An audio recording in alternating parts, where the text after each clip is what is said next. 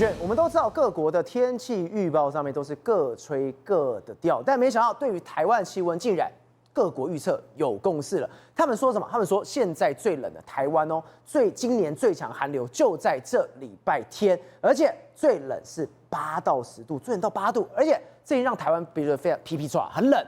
只是没想到我们最常去的日本，没想到因为暴雪成灾的关系，因为整个要清雪的关系，竟然死了30个人。对，没有说错，现在叫做冷到没话说，好不好？反正台湾、日本全部都有够冷。所以你知道啊，在日本呢发生一个情况，也就是呢，当这个寒流来的时候呢，整个锋面压境之后，在大概呢，我们讲日本海这个沿岸相关的区域，因为他们等于是呢承受到这个锋面很大的一个影响。结果没想到，已经冷到有30个人因此而不幸的上升。比如说，我们以新泻这个地方哦，有一个叫长冈市来为例，它的积雪竟然高达137公分，137公分，那个是已经快要将近一个成年人的高度。对，所以呢，在这么高的状况下呢，有一个屋顶哦，它原本是这个游戏厅哦，不知道是可能怕爬青狗之类的，当场屋顶哦，因为不堪这个积雪的负荷，垮了，直接压下来。压下来之后呢，就整个倒在下面，而且甚至是哦，我们讲哦，这个上月市这个地方有另外一间房屋，它也是一样，积雪过重，等于是呢，它没有在设计到这个承载范围之内。结果有一个男子哈，就这样在里面呢被压下来，救出来之后发现，哇，人已经当场就没了。所以你知道，整个积雪呢重到这种地步哦，都已经造成了我们讲的自然的这种危害，甚至有人的生命财产呢因此而受到影响。但是偏偏就有些人特别皮。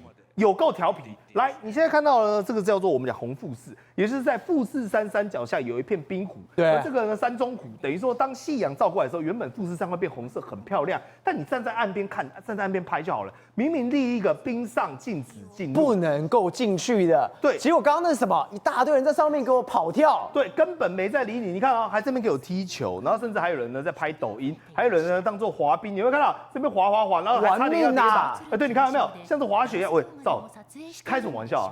这个是湖哎，那上面的冰大概就5公分哎。对，然后全部每个人呢叫你不要进去了，有够皮硬要进去，然后呢还在上面用力跳，上下跳，这边跳，你看。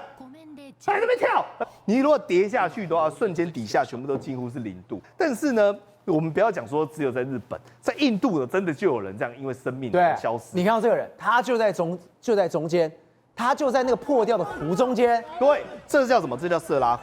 那时候呢，就有3个游客，人家也跟他讲说不要去，他们就在调皮，就刚好融冰之后，人扑通整个掉下去了嘛。掉下去之后呢，因为开始拉，各位你可能不知道哈。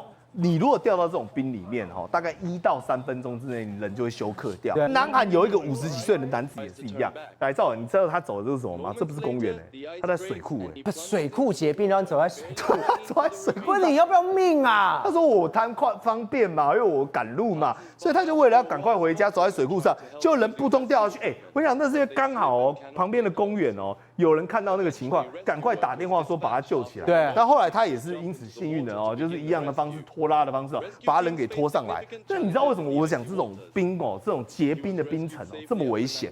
因为第一个你要先了解到的是，低温水的密度很低，那密度低，它在水里会干嘛呢？会浮上来。那高温的水特别是大概有一些是会维持在3.98度，它会往下沉，它的密度是最重的。所以当这些低温的水接近冰层的水浮上来的时候，你会发现在整个冰下面全部都是0度，换言之跟冰一样冷。所以你只要人掉下去，对不对？我想没有存活机会，因为你会开始不自主的一直在哮喘，对，像气喘一样，然后一直喘气，然后你的心脏呢跟你的我们讲的肺呢会开始过度换气，而且因为这个叫做冷休克，等于说你的心率跟血压急速的暴升状况下呢，你人就会这样子因此而没了。所以你知道吗？人家都在讲，你如果掉到冰库里面，千万不要想说我的手把手。